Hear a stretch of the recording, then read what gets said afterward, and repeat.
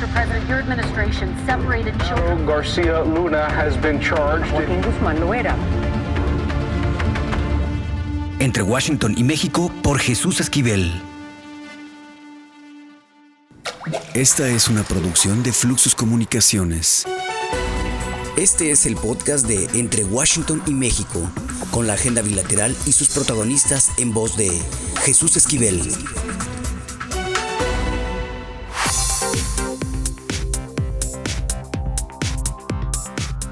Bienvenidos a Entre Washington y México. La situación en Chiapas es cada vez más problemática. El gobierno no lo quiere aceptar tal como está ocurriendo. Vimos un incidente con Claudia Sheinbaum.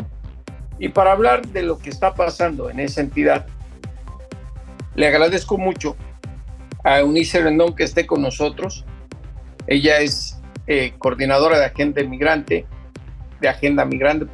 y especialista en seguridad. Eunice, muchas gracias por esta conversación entre Washington y México. Muchas gracias a ti. ¿Qué es lo que está ocurriendo en Chiapas? Si nos puedes primero hablar en general. Mira, yo creo que hay que contextualizar, ¿no? Chiapas, que era para muchos de nosotros un estado con más bien es un estado con una enorme riqueza cultural, con tradiciones, con un capital arqueológico y natural muy importante, pasó en los últimos años y desafortunadamente de ser este paraíso turístico y natural a ser un foco rojo en materia de inseguridad, a ser un lugar en donde hay miedo, y este miedo se refleja, Jesús, no solo a nivel nacional, sino también a nivel internacional. Hace una semana apenas la Embajada de Estados Unidos emitió una alerta de viaje para la franja fronteriza que separa Chiapas y Guatemala. Han crecido, por ejemplo, diferentes delitos, ¿no? La extorsión, el secuestro, tan solo los homicidios han aumentado el 52% si comparamos el primer semestre de 2023 con 2024. El narcomenudeo creció casi en un 60% también ese mismo periodo. ¿Y a qué se debe todo esto? Bueno, pues hay diversos motivos y factores de riesgo que explican esta crisis de inseguridad en el estado de Chiapas. Por un lado, tenemos el rezago histórico que ya sitúa a esta entidad desde hace más de una década como el estado más pobre de México. Y además de esto, se han aunado en estos años el crecimiento expansivo y la pugna por el territorio, particularmente de dos grupos, el Cártel Jalisco Nueva Generación y el Cártel de Sinaloa, que además han expandido no solamente sus redes, sino su acción. Ya no solo es el narcotráfico, sino también el tráfico de seres humanos, y para eso Chiapas es particularmente importante para ellos. Y bueno, esto de la mano del persistente abandono por parte del Estado, dígase los tres niveles de gobierno, pues ha dado o ha resultado en un deterioro muy importante en el Estado. La presencia de estos grupos criminales además afecta de forma directa el tejido social y la salud mental también de muchos de los pobladores. Hemos visto también en estos últimos años, particularmente el último año, un desplazamiento forzoso muy importante, porque cárteles como el Jalisco Nueva Generación utilizan métodos muy violentos y quieren obligarlos a trabajar para ellos. Entonces, pues más de 10,000 personas en este último año se han movido de sus municipios, ¿no? Según información del Centro de Derechos Humanos ahí de Fray Bartolomé, y otros más siguen haciendo estos movimientos. Se habla mucho de la pugna entre los cárteles y los pobladores, pues ahí tienen un montón de testimonios. Algunos dicen que el cártel de Sinaloa sí te permite de alguna forma escoger si quieres o no trabajar con ellos, mientras que el cártel Jalisco Nueva Generación pues es más sanguinario, ¿no? Por su misma historia, y es el que los obliga, y entonces algunos pobladores le tienen, digamos, más resentimiento a este cártel, y no solo al cártel, sino a los grupos que territorialmente, o los brazos armados que tiene este cártel, y que también han ocasionado muchas problemáticas locales, secuestros, etcétera, y que de ahí nace toda esta historia de las autodefensas o las guardias comunitarias. Entonces, pues para resumirlo, hay una falta de Estado de Derecho, hay una debilidad operativa y una ausencia que pareciera de estrategias de las fuerzas de seguridad de los tres niveles de gobierno, y esto aunado también a muchos reportes que ha habido sentido de colusión, incluso de la Sedena. La Sedena se filtró en Guacamaya Leaks un reporte muy importante que habla también de la colusión de autoridades con los criminales, y esto pues ha dado lugar al miedo, a la desconfianza, a la creación de guardias comunitarias en algunas zonas de este estado sureño, y que fue lo que le pasó a la candidata a la presidencia, Claudia Sheinbaum, una de estas guardias comunitarias que la detuvo prácticamente para pedirle que en caso de llegar a la presidencia, pues que él protegiera, porque pues ellos han tenido que ver con sus propias uñas cómo protegerse, ¿no? Con estas guardias a través de pues cierta coordinación a nivel territorial, y bueno, eso es la situación que hoy tenemos. Básicamente vemos que la población está aterrorizada. Si revisamos las cifras del INEGI, la encuesta nacional de seguridad urbana que mide percepción, la última medición que salió hace menos de un mes, vemos cómo en los dos lugares que se mide, que es Tapachula y Tuxtla, son el 86.5% de las personas se sienten inseguras en Tapachula y el 74.5% en Tuxtla. Entonces, pues básicamente en Tapachula 9 de cada 10 y en Tuxtla pues casi 7 personas de cada 10. Ahora, mencionaste el incidente de Motocintla, que el gobierno federal, el presidente López Obrador, señaló que fue un montaje. ¿Qué ocurrió exactamente ahí y por qué no fue un montaje? Ya nos hablas de que pobladores se acercaron a la candidata por Morena para pues, pedir garantías de protección y seguridad, pero ¿qué hay detrás de todo eso? Mira, detrás de todo eso hay pues esta falta de Estado de Derecho, y hay que remontarnos un poquito a lo que ha pasado en los últimos años. De hecho, parte de los reportes que ha habido es que incluso el EZLN ha denunciado en varias ocasiones que hay estos grupos paramilitares, ¿no? Que ellos dicen que están apoyados por el ejército y que han operado en contra de la población y que han sido muy violentos con la población y que también pues los han robado, los han lastimado, en fin, ha habido una serie de violaciones también a los derechos humanos y fundamentales de las poblaciones. Entonces se han unido en diferentes lugares, no solo en Motocintla, también indígenas censales y tojodales también. Hubo marchas en más de 109 comunidades, ¿no? En algún momento, cuando pasó lo de Altamirano. ¿Qué pasó en Altamirano? El grupo criminal, o también denominado de autodefensa, pero que ha estado en contra de la población, se llama Grupo 14 de Agosto, que es uno de estos grupos paramilitares de los que hablábamos hace un momento. Bueno, ahí fue y también secuestró a más de 20 personas ahí en esta población de Altamirano, y bueno, se armaron muchas manifestaciones, casi tardaron poco más de 6 meses para acabar de liberarlos a todos. Entonces, ¿qué es lo que ha sucedido? Esto fue en 2021. A partir de entonces se han estado formando grupos de autodefensas, o como ellos lo llaman, guardias comunitarios organizados entre ellos mismos para protegerse de estos criminales. Incluso estos de Motocintla, lo que mencionaban es que los pueblos aledaños ya están controlados por el cártel Jalisco Nueva Generación, y ellos haciendo estas guardias, ¿no? Que ellos platicaban que las hacen 3 veces a la semana, que además el que no va tiene que pagar una multa, ¿no? Porque la propia comunidad se organizó para que fuera obligatorio para los hombres y jóvenes ir.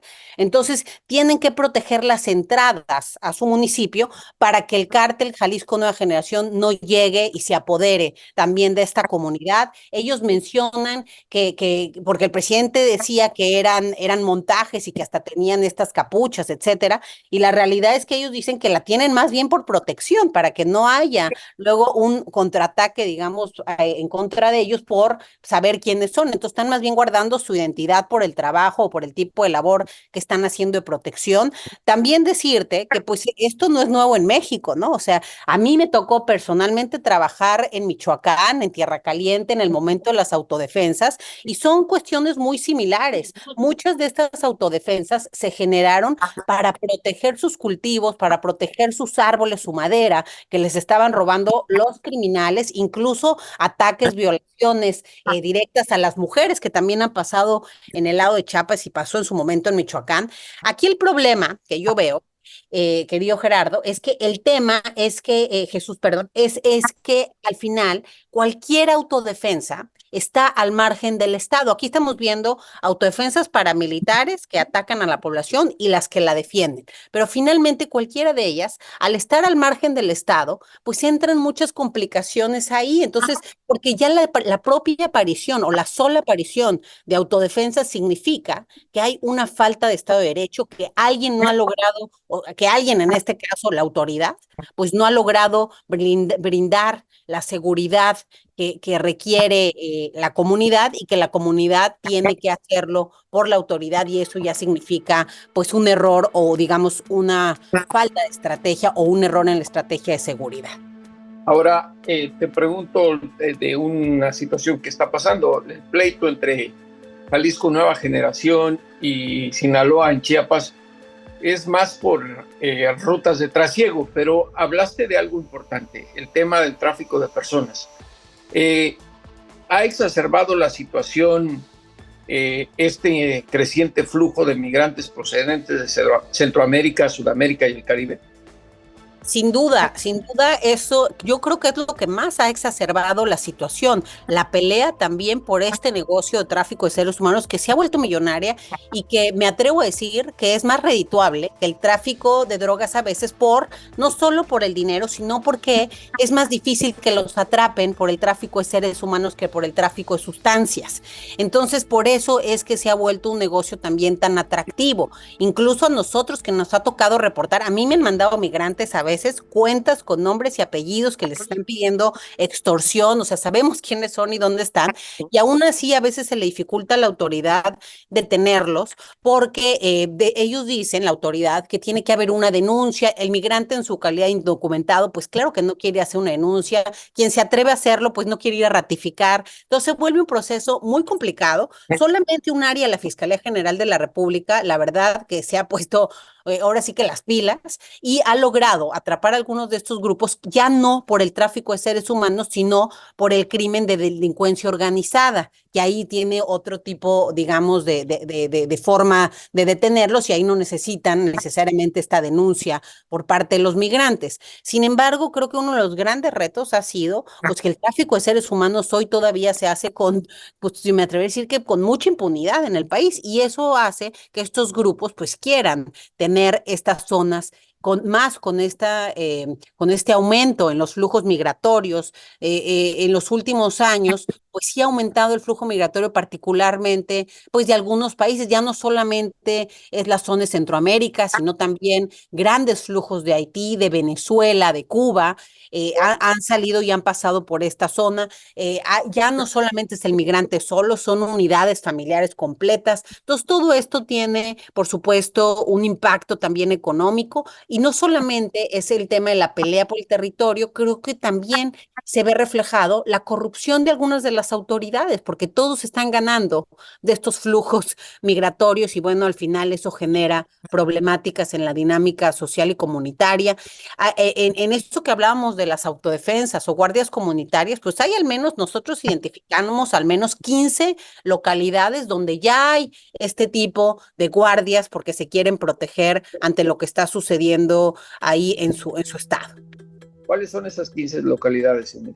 Es el municipio de Panteló, Altamirano, del que ya hablábamos hace unos momentos, Tila, Oxuc, Ocosingo, Xentalao, Xilón, Motocintla, Xamic, Aldama, Chicomusleo, La Concordia, Nicolás Ruiz, Venustiano Carranza y Totolapa. Al menos en esos ya hay pues esa presencia, e incluso platicando con algunos de las personas que están también en este estado, en el sur. Nosotros como Agenda Migrante tenemos un capítulo en Chiapas, y platicando con nuestros compañeros también nos mencionaban que ha habido una afectación pues muy importante de toda esta presencia criminal y esta pugna. También había una afectación muy importante en el turismo, es decir, el turismo, pues muchas de las agencias de diferentes países europeos han ido cancelando muchos de los paseos que hacían a lugares bellísimos en Chiapas, ¿no? Incluso si vemos desde octubre de de 2023, los pobladores también de la frontera Corozal suspendieron, ellos mismos decidieron suspender las corridas turísticas a Yaxchilán, que es uno de los lugares pues más bonitos de Chiapas, ¿no? Porque están justamente las pirámides en medio de la naturaleza, y decidieron suspender estas actividades por el cobro de piso y por la presencia también de armas largas. Ellos mencionaban que algunos de los lacandones se unieron a los grupos criminales y pues que estaban personas que antes iban y eran las que estaban a lo mejor haciendo otras tareas para el turismo, ¿no? Tareas más precarias quizá, pues se encontraban ahí con armas largas, ahora cobrando piso a los turistas. También en el área de Bonampak se reportan aumentos, por ejemplo, antes les cobraban piso, pero pues 40 pesos por persona.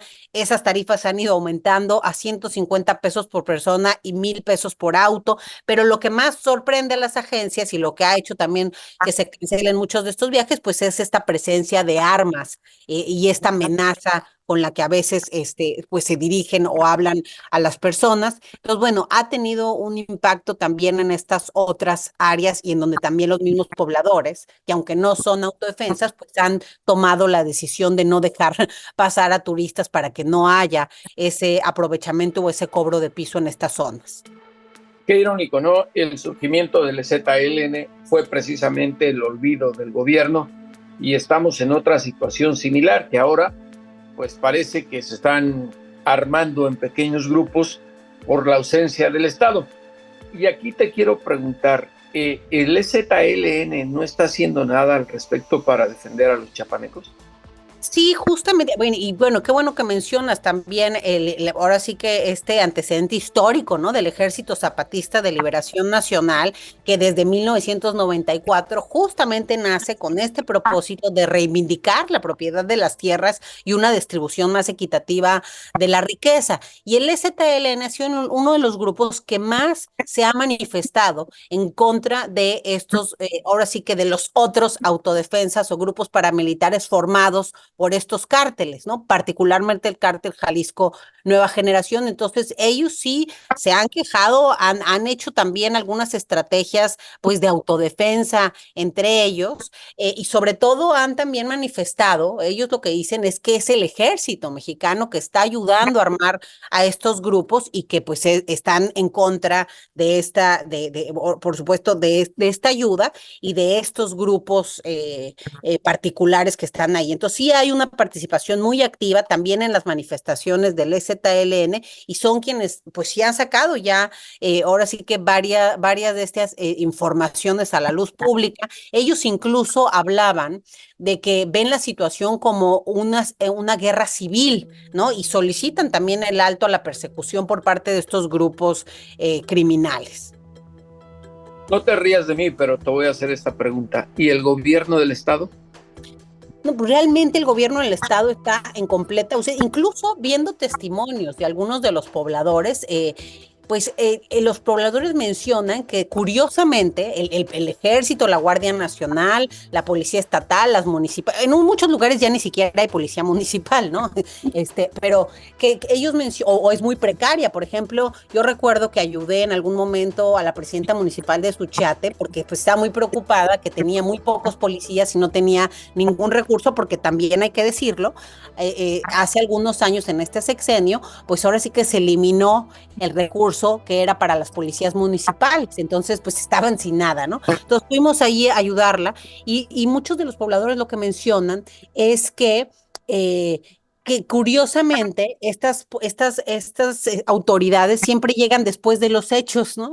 Apenas pasó el problema, llegan entonces sí las autoridades. Entonces realmente hay una desconfianza, creo que particularmente en el estado de Chiapas hay una desconfianza a todas las autoridades, o sea, desde las que normalmente gozan de más confianza por parte de la población, como es el ejército, como es la Guardia Nacional.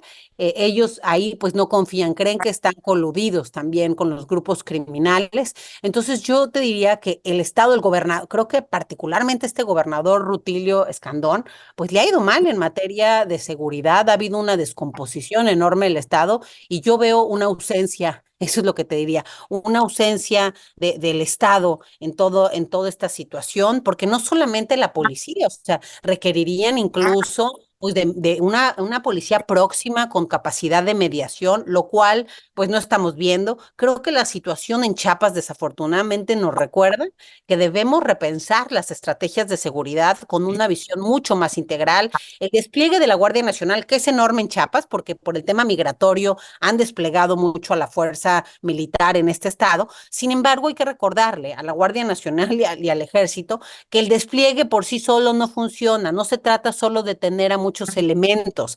Se requiere además investigación, inteligencia y una operación activa de estos elementos, porque muchas veces, y esto no solo en Chiapas, vemos a los elementos de la Guardia ahí nomás haciendo presencia, como si la pura presencia, ellos le apuestan a la disuasión a partir de la presencia, pero la realidad es que las cosas están un poco más complejas. Urge regresar la gobernabilidad a muchos de estos lugares, ¿no? Luchar contra la corrupción que también se ha apoderado pues de estos vínculos, ¿no? A nivel territorial, y al mismo tiempo también se requiere, creo yo, y eso a falta, aunque el presidente dijo que iba a ir a las causas de la violencia, creo que se quedó en el discurso. Creo que sí hace falta políticas territoriales de prevención social del delito que sean capaces de reducir la base social del crimen, porque hay esta base, ya sea de forma opcional, como decían con el cártel de Sinaloa, o de forma obligatoria, pero hay una base social ahí del crimen que creo que hay que competir con el crimen para que esos jóvenes y niños más bien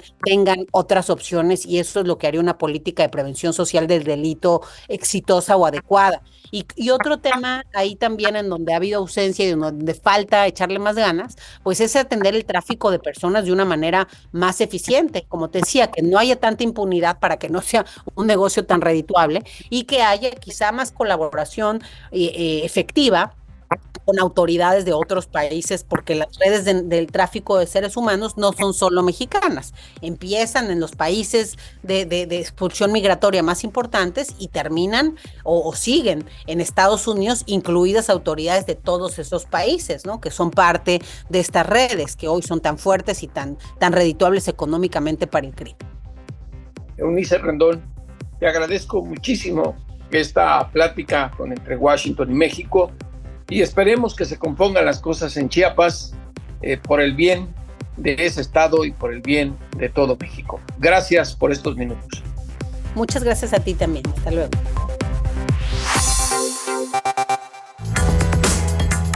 Pucha Play con Gonzalo Lira.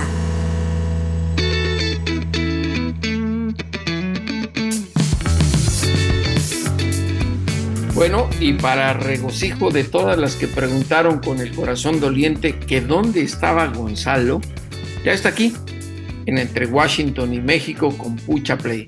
Gonzalo, no rompas más corazones, ¿y qué nos vas a recomendar?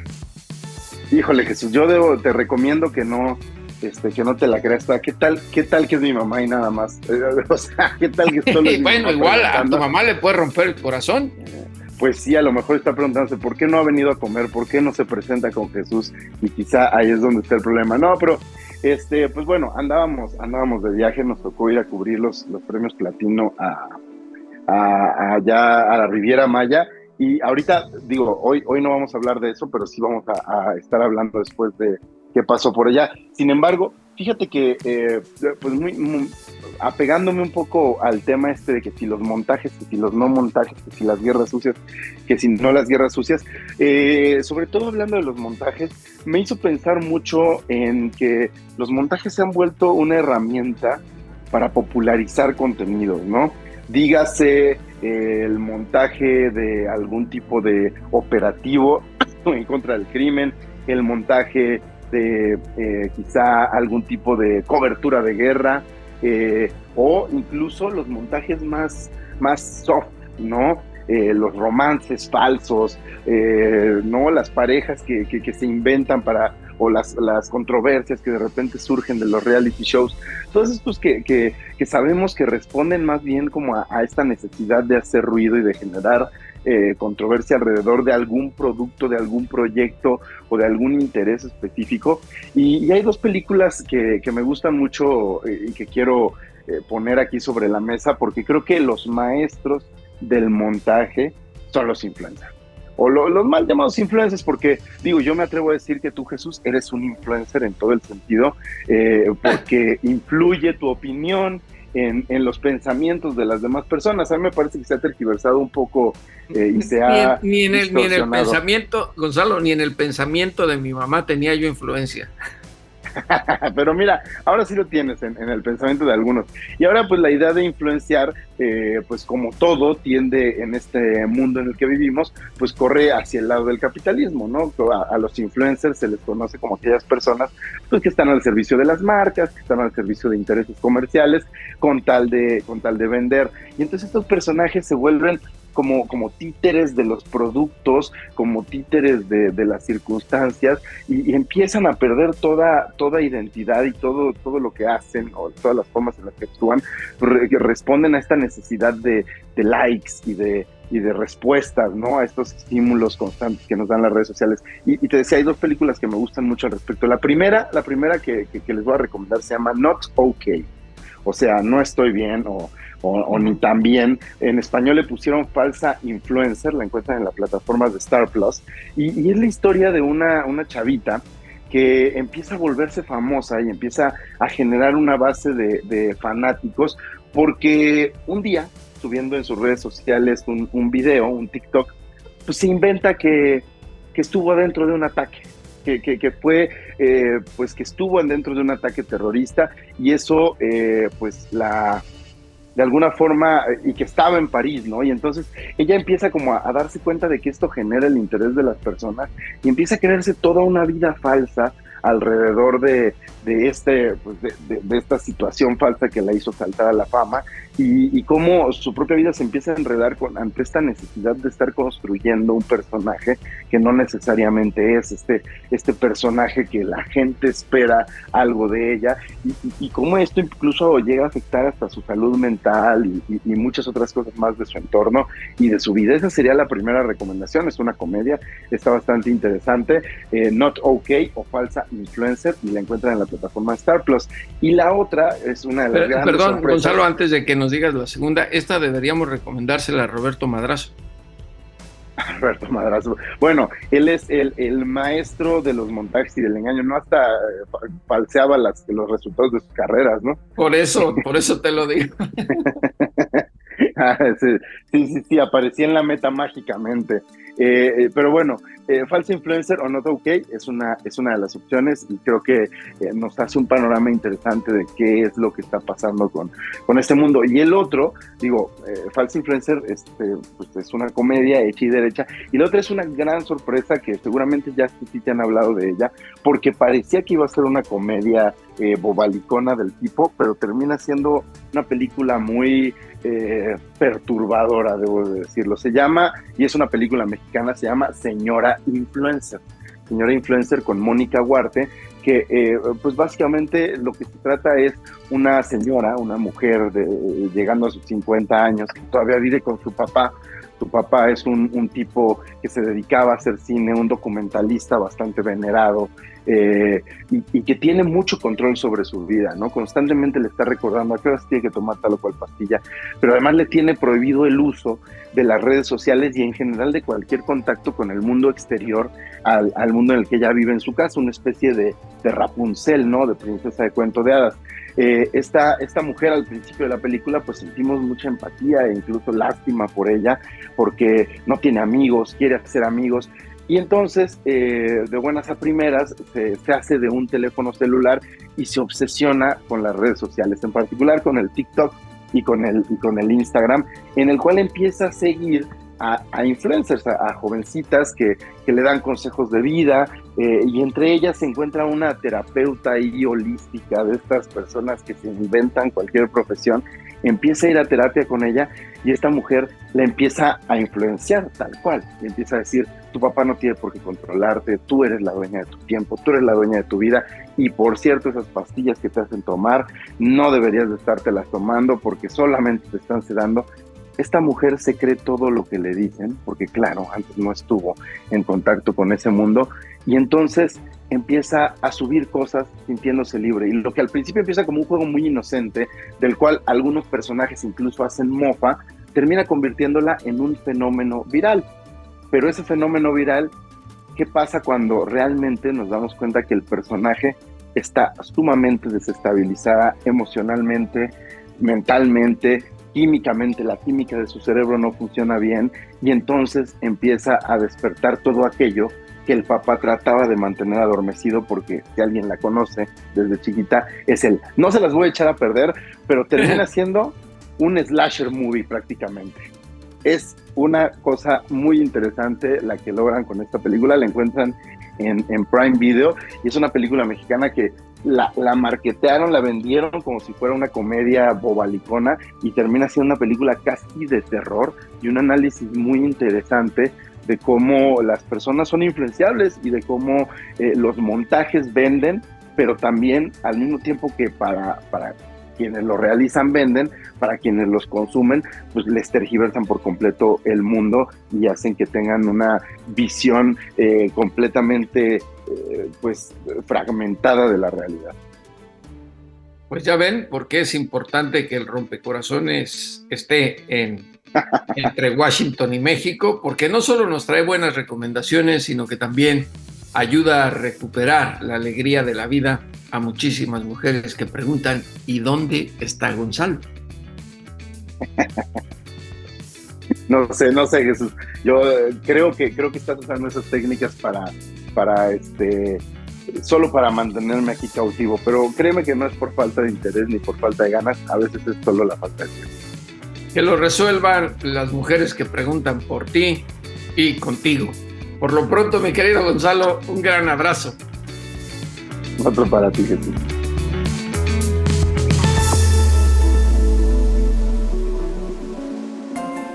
Lo importante es leer, con Fernanda Álvarez.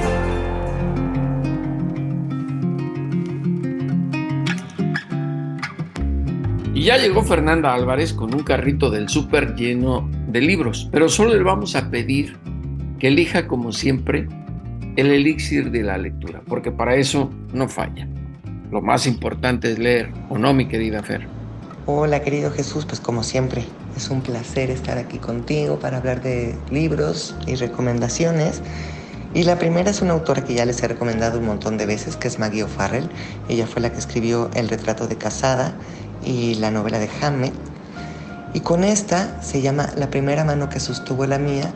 Es una novela previa a estas dos, es muy distinta, pero Maggie O'Farrell tiene una capacidad narrativa que, aunque escriba de lo que sea y cambie de temas y formas de escritura, uno nunca se arrepiente de leerla, ¿no?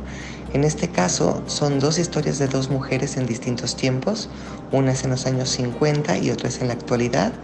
Tenemos a Lexi, que es la de los años 50, que es una mujer que quiere romper con esa historia familiar que tiene, que ya quiere independizarse y salirse como de esta vida rural que no le gusta, que tiene más ambiciones en su vida y quizá un poco al principio pretenciosa, y poco a poco se va habituando lo que es otra realidad en este Londres, ¿no?, al que escapa, y va conociendo el mundo artístico, el mundo de la burguesía. Y por otro lado tenemos la historia actual, que es Elina y Ted, y es súper interesante también Elina porque ella tiene un hijo, pero no recuerda el momento en el que lo tuvo, entonces viene como una especie de crisis en el cual Ted también se ve involucrado, por supuesto, y de qué manera se van construyendo y se van entretejiendo estas dos historias que en principio parecieran que no son nada cercanas, y sin embargo al final se toca, ¿no? Tiene que ver, por supuesto, con la maternidad, tiene que ver con las relaciones de pareja y con las relaciones con los otros, y la maestría de Maggie O'Farrell es, yo creo que, indiscutible. Así que, pues el libro al que le quieran entrar de Maggie, bienvenidísimos, lo publica Libros del Asteroide. La verdad es que desde donde entren a su lectura no se van a arrepentir. ¿Y cuál es la segunda recomendación para acabar ese dulce sabor de boca que nos dejan tus recomendaciones? Y la otra novela es muy bonita, es súper melancólica. Desde el título se llama Física de la Tristeza. El autor es Gospodinov. Él es un autor muy reconocido búlgaro. Esta es su segunda novela y es una novela hasta cierto punto experimental, ¿no? Porque juega con muchas, desde listas, ¿no?, que hace a lo largo de la novela, o tiene también imágenes poéticas muy explosivas, una narrativa que va más allá de la linealidad Y yo creo que la clave de la novela, que en algún momento lo dice el personaje principal o el narrador, ¿no?, quien está contando la historia, es que dice yo somos, ¿no? Y entonces es la historia de este chico que empieza a recordar la historia del abuelo, en el cual en algún momento se intercambian lugares, o es como si el mismo chico estuviera viviendo la vida del abuelo, aunque sabes que no. Después recorre los padres, los tíos, recorre esta época, ¿no?, búlgara, difícil, de la cortina de hierro. Entonces es una novela en la cual tiene cierto punto autobiográfico, por supuesto, pero en la que Gospodinov termina, pues yo creo que justo eso, digamos, quitando todas las capas de la cebolla de lo que uno podría ser, quien cree ser, para en realidad darse cuenta que uno somos todos, ¿no? Somos todas esas herencias, somos todos esos pasados, somos todos esos posibles futuros dentro de una misma línea de sangre, por llamarlo de alguna manera. Entonces una novela muy, muy bonita. Sí es triste, ¿no?, porque es muy nostálgica y salirse de ella cuesta mucho, ¿no?, por ese mismo tenor en el cual te pone a lo largo de la lectura. Entonces, tanto Gospodinov y por supuesto Maggie O'Farrell, pues son unas grandes lecturas que yo recomiendo ampliamente. ¿Ya ven por qué Fernanda Álvarez, y lo más importante es leer, es indispensable aquí en Entre Washington y México? Pues como siempre es un placer y muchísimas gracias por abrirme este espacio para platicar un poquito de libros y literatura. Un abrazo a ti. Mi querida Fer, un gran beso. Y ahora sí, a los criminales y a los políticos, devuélvanos a ese México que nos arrebataron. Hasta la próxima, aquí en Entre Washington y México, el podcast.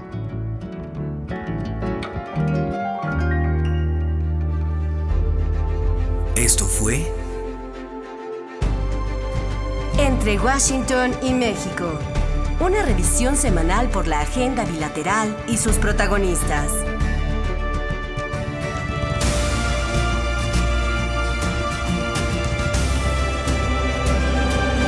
Entre Washington y México. Esta es una producción de Fluxus Comunicaciones.